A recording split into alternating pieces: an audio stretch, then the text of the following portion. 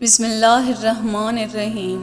مور جتنا اب خوبصورت ہے اس سے کئی زیادہ جنت میں خوبصورت تھا۔ مور کی خوبصورتی پہ سبھی پرندے فدا تھے، لیکن ان سب خوبیوں کے باوجود بھی مور سے ایسی کون سی خطا ہو گئی تھی جس سے اللہ تبارک تعالیٰ نے مور کو جنت سے نکال دیا۔ اللہ تبارک تعالیٰ نے جب حضرت آدم علیہ السلام اور اماں حوا کو پیدا فرمایا، اس کے بعد ان کو جنت میں بھیج دیا۔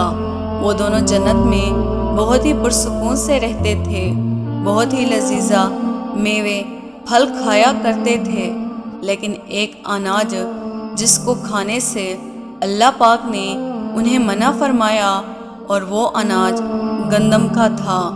چونکہ شیطان حضرت آدم علیہ السلام کی وجہ سے ہی جنت سے نکالا جا چکا تھا، اسی وجہ سے شیطان کی حضرت آدم علیہ السلام سے دشمنی ہو گئی تھی۔ شیطان یہ چاہتا تھا کہ وہ کسی بھی طرح حضرت آدم علیہ السلام کو جنت سے نکال دے، اور ساتھ میں اماں حوا کو بھی جنت سے نکال دے۔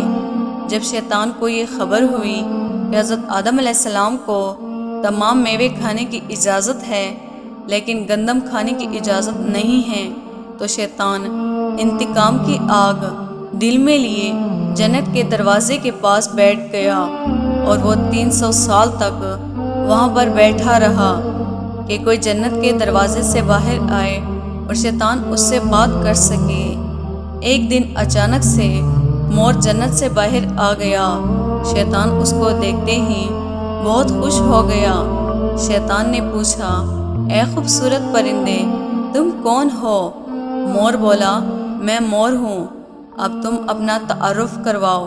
شیطان نے جواب دیا کہ میں عالم قربیہ کا ایک فرشتہ ہوں، میں اللہ پاک کی عبادت سے ایک پل بھی غافل نہیں ہوں۔ میں چاہتا ہوں کہ میں جنت میں جاؤں، وہاں کی نعمتوں کا اپنی آنکھوں سے مشاہدہ کروں۔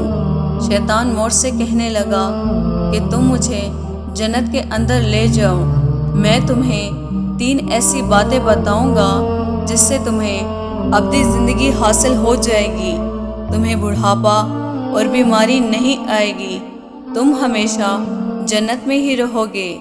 شیطان کی یہ باتیں سن کر لالچ میں آ کر مور نے کہا کہ مجھ میں تو اتنی طاقت نہیں ہے کہ میں تمہیں جنت کے اندر لے جاؤں، لیکن ایک سانپ میرا دوست ہے، وہ شاید تمہاری مدد کر سکے۔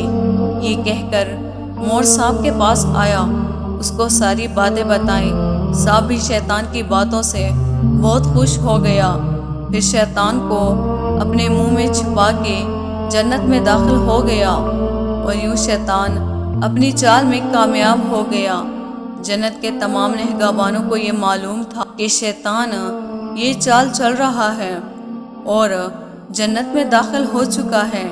فرشتے شیطان کو جنت سے نکالنے لگے، تبھی اللہ پاک کا حکم ہوا کہ اس کو ابھی تک جنت میں ہی رہنے دیا جائے، اور فرشتے اللہ تبارک تعالیٰ کے حکم سے رک گئے۔ شاید یہ حضرت آدم علیہ السلام کا امتحان تھا۔ شیطان حضرت آدم علیہ السلام کے پاس اور اماں حوا کے پاس جا کر اپنی محبت کا اظہار کرنے لگا۔ وہ دونوں ہی شیطان کو پہچان نہ سکے، کیونکہ ماضی کے مقابلے میں شیطان کی شکل تبدیل ہو چکی تھی۔ شیطان کہنے لگا کہ میں چاہتا ہوں کہ آپ دونوں ہمیشہ جنت میں اسی طرح زندگی گزاریں، ہمیشہ خوش رہیں۔ حضرت آدم علیہ السلام اس کی باتیں بہت غور سے سننے لگے۔ شیطان نے کہا، اگر آپ میری بات مان جائیں تو آپ کو جنت کی اور بھی سہولتیں ملیں گی۔ حضرت آدم علیہ السلام شیطان کے بہکاوے میں آ کر کہنے لگا کہ کس طرح ممکن ہے؟ شیطان کہنے لگا کہ ایک گندم کا دانہ اگر آپ دونوں چکھ لیں تو آپ کو ابدی حیا حاصل ہو جائے گی اور آپ جنت میں ہی رہیں گے۔ یہ بات سن کر حضرت آدم علیہ السلام کے دل میں رجحان پیدا ہوا، لیکن ان کے دل میں اللہ تعالیٰ کی نافرمانی کا خوف غالب آ گیا۔ چونکہ اماں حوا شیطان کی باتوں میں آ گئی، جس پر اماں حوا نے حضرت آدم علیہ السلام کو راضی کر لیا۔ پھر اس کے بعد ان دونوں نے اس گندم کے دانے کو چکھ لیا۔ جیسے ہی گندم کا دانہ ان کے اندر گیا تو دونوں کے ستر واضح ہو گئے، جس کے بعد دونوں اپنے اپنے ستر چھپانے لگے اور خوف خدا سے کانپنے لگے۔ اسی دوران اللہ تبارک تعالیٰ نے فرشتوں کو یہ حکم دیا کہ حضرت آدم علیہ السلام اور اماں حوا دونوں کو زمین پر اتار دو۔ حضرت آدم علیہ السلام کو سری لنکا کے قریب نیچے زمین پر بھیج دیا، جبکہ اماں حوا کو جدہ کی سرزمین پر اتارا گیا۔ جن خوبصورت پیروں سے چل کر مور شیطان کو جنت کے اندر لے کر آیا تھا، وہی خوبصورت پاؤں اللہ پاک نے مور سے لے لیے۔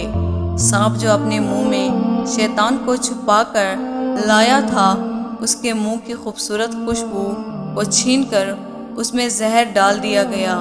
پھر مور کے ساتھ ساتھ سانپ کو بھی جنت سے نکال دیا گیا۔